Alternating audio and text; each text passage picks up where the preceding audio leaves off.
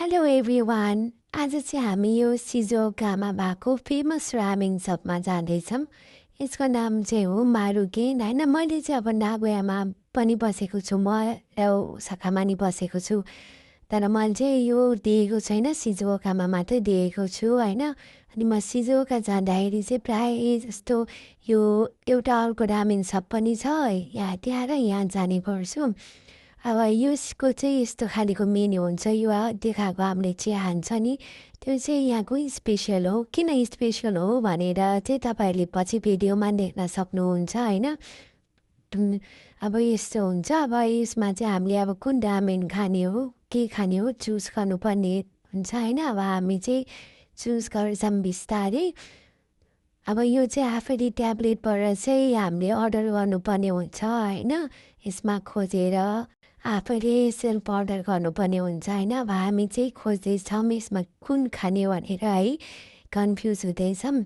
अनि अर्को भनेको यस्तो चुकेमोनो, पिरो चुकेमोनो पनि छ होइन। त्यस्तो साह्रो पिरो त छैन, तर अलिअलि टेस्टको लागि। अनि अर्को भनेको यस्तो निन्नीको पनि छ, लसुन पनि छ होइन, सुकेको लसुन। मलाई चाहिँ अनि अब हाम्रो पोटेटो आएको छ, मलाई चाहिँ यो पोटेटो जहाँ जाँदा नि प्रायः जस्तो पोटेटो चाहिँ अर्डर गर्छु, किन भन्दा मलाई चाहिँ यो पोटेटो फ्राई एकदम फेभरेट हो मेरो होइन। अब मेरो चिहान है, अब चिहानमा चाहिँ त्यहीले यो अन्डा राखिदिन्छ अनि हामीले चाहिँ आफैले यसरी मिक्स गर्ने हो होइन। मजाले मिक्स गर्नुपर्छ। हेर्नुहोस् मैले मिक्स गरेको जसरी है। अब यो चाहिँ मेरो बुढाको, किन भन्दा म चाहिँ चुना खाँदिनँ, अनि चुना उसले खाने भएर चाहिँ उसकोमा चुना हालेको, मेरोमा नासी गरेको थियो।